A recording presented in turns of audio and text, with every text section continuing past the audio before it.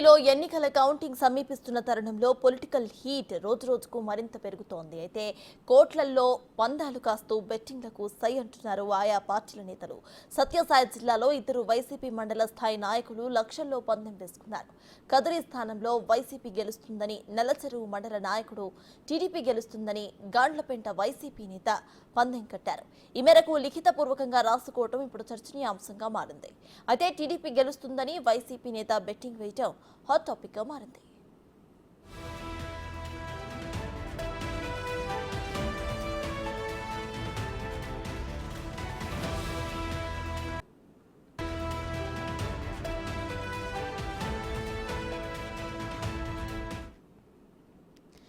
ఇదే విషయంపై పూర్తి డీటెయిల్స్ మా ప్రతినిధి యోగానంద్ అందిస్తారు. యోగానంద్, చెప్పండి, ఇద్దరు వైసీపీ కార్యకర్తలు ఇక్కడ బెట్టింగ్ కాసుకోవడం మనం ఎలా చూడాలంటారు? ప్రెసెంట్ వాళ్ళ మీద ఎటువంటి యాక్షన్స్ తీసుకున్నారు?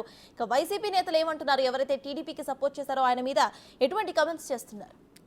ఇక రాష్ట్రంలో పొలిటికల్ రేట్ పెరిగిపోతుంది. ముఖ్యంగా బెట్టింగ్ రాయలు కూడా ఈ పొలిటికల్ రేట్ క్యాచ్ చేసుకునే ప్రయత్నంలో పడ్డారు. ముఖ్యంగా అనంతపురం జిల్లాలో ఇట్లా మెజార్టీ కోసం కానీ ఎవరు గెలుస్తారనే కోసం భారీగా పందెం రాయలు పందాలు కాస్తున్నారు. ముఖ్యంగా కదిరి స్థానం కోసం ఎవరు గెలుస్తారు అంటూ కూడా ఇటు వైసీపీ నేతలే టీడీపీ గెలిచిన బెట్టింగ్ కాడ సంచలనంగా మారింది.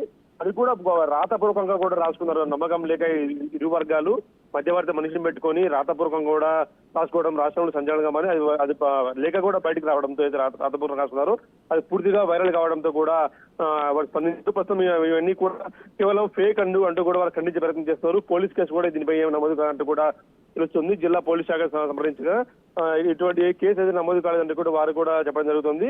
అయితే వీళ్ళు సంప్రదిస్తే బెట్టింగ్ రాయలని ఎంత ఫేక్ కావాలని మా పేరు ఇరిగించారంటూ కూడా వారు ఆరోపణలు ఖండించడం జరుగుతుంది. ఖచ్చితంగా వైసీపీ గెలుస్తుందంటూ ఒక వర్గం వారు, టీడీపీ గెలుస్తుందంటూ వైసీపీలో రెండు వర్గాలుగా విడిపోయి దాదాపుగా 10 లక్షల పైన పందెం కాసినట్టు కూడా భారీగా లేఖ వైరల్ అవుతుంది.